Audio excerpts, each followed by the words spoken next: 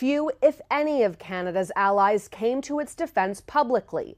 But this week, French President Emmanuel Macron brought it up as an example of the U.S. turning away from its allies and breaking international norms. Si le Canada sera soumis à la menace de devenir le 51e État ou autre. Every day, people wonder if Canada will be threatened with becoming the 51st state, if Greenland will be invaded.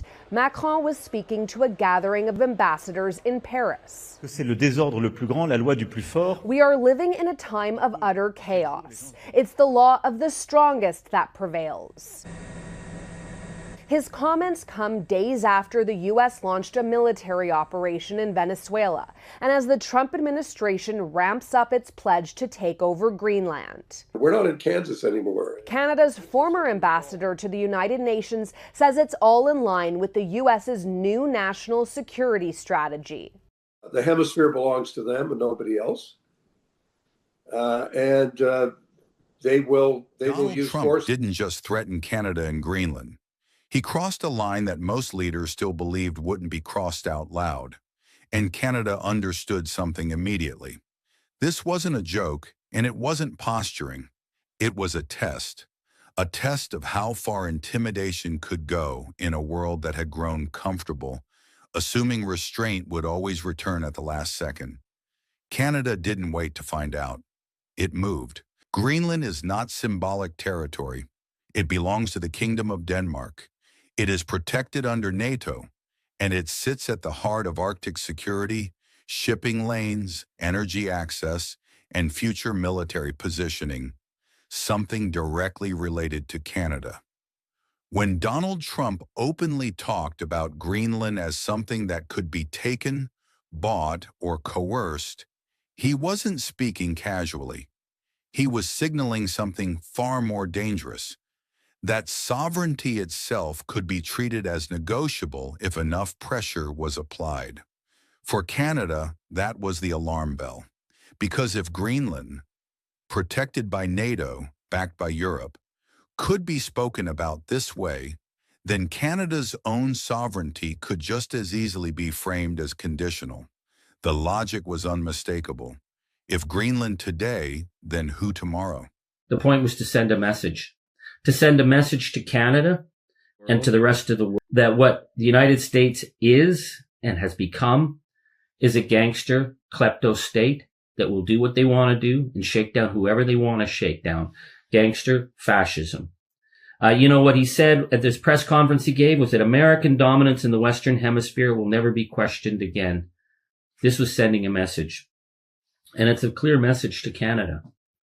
He said, we will secure our borders. We will stop the terrorists. We will defend our citizens against all threats, foreign and domestic. This operation should serve as a warning to anyone who would threaten American sovereignty. Well, clearly, Venezuela wasn't threatening American sovereignty. Venezuela was doing its own thing. Canada didn't react with outrage. It reacted with positioning. Prime Minister Mark Carney understood that loud condemnation would change nothing. What mattered was who stood where and how quickly lines were drawn. Standing alongside Denmark, Canada made his position unambiguous. Borders are not bargaining chips. Territorial integrity is not rhetorical, and the Arctic is not open to intimidation. This wasn't symbolic solidarity. It was a declaration of alignment, legally, politically, and strategically. Carney also understood something else that Trump consistently underestimates. No country confronts coercion alone and wins. That is why Europe came first. Long before the Greenland threat became public, Carney had been laying groundwork across European capitals, rebuilding trust, reinforcing shared norms, and restoring Canada's reputation as a serious, stabilizing actor. That groundwork paid off. When Trump's rhetoric escalated, from Ukraine to Venezuela to Greenland, and even to talk of Canada as a 51st state, Europe didn't stay silent. In a moment that would have been unthinkable just a few years ago, Emmanuel Macron openly warned that Trump's threats against Canada and its sovereignty would be deeply damaging to the global order itself. That mattered because it meant Canada was no longer standing alone. Thanks to Carney's alliance building, it wasn't just Canadians rejecting Trump's rhetoric. It was Europe's most powerful leaders saying this kind of behavior endangers the entire international system. That is the difference between isolation and deterrence. And that difference didn't happen by accident. When U.S. President Donald Trump first threatened Canadian sovereignty, this is a deadly, serious challenge, not just for Canada, but for every country. In an interview this week with the New York Times, Trump brushed aside questions about international law, saying his power is constrained only by his own morality. Greenland didn't exist in a vacuum. Before Greenland, there was Ukraine. Each time Trump flirted with undermining Ukraine's sovereignty through pressure, conditional support, or transactional diplomacy, Canada responded deliberately and visibly on the opposite side. Not with speeches, but with recognition, legitimacy, and presence. Canada treated Ukraine's leadership as sovereign, equal, and non-negotiable. That pattern mattered, because when Greenland came up, the response was already rehearsed. Threats are answered with alignment, coercion is answered with legitimacy, and silence is replaced with visibility. This wasn't coincidence, it was strategy. Canada stands with the oppressed, and the world knows that. Trump understands pressure, he understands how to exploit hesitation, he understands how to isolate opponents and make them feel alone. What he does not handle well is early coordinated resistance that removes his leverage before he can escalate. Canada didn't wait for a crisis to peak. It built a perimeter around itself. Europe, NATO partners, Arctic stakeholders, and now China. Every layer made Trump's next move more expensive. Not emotionally, politically and diplomatically. The Greenland threat wasn't really about Greenland. It was about the Arctic. Melting ice has opened shipping routes that will define future trade. Energy reserves are becoming accessible. Military positioning in the high north is becoming decisive. Canada sits at the center of that future. By defending Greenland's sovereignty, Canada was defending a principle that directly protects its own Arctic interests. The message was subtle but firm.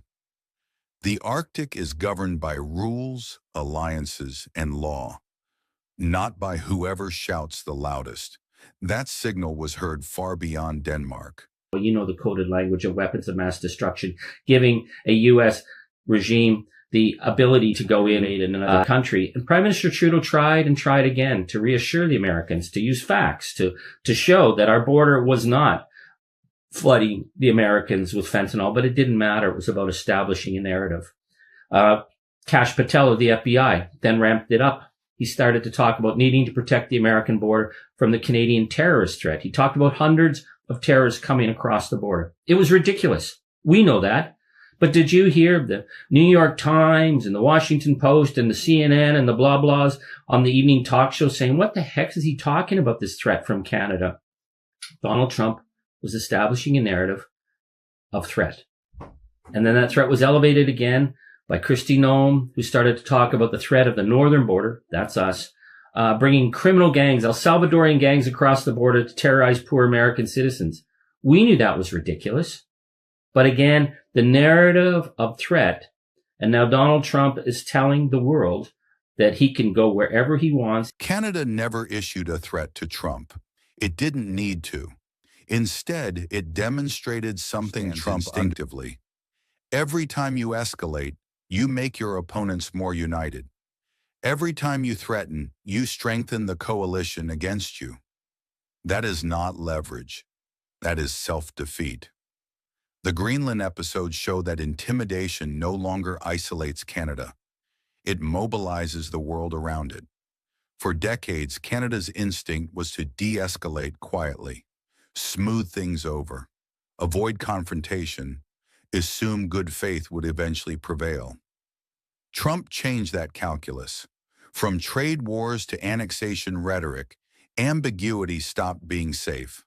Carney adjusted accordingly, not with bluster, not with theatrics, but with alliances that speak for themselves. The Greenland threat was not Trump's move. It was his miscalculation, because it forced Canada and others to stop assuming restraint would be rewarded. Canada didn't escalate the confrontation. It closed Trump's options. By the time Trump realized the implications, Canada was no longer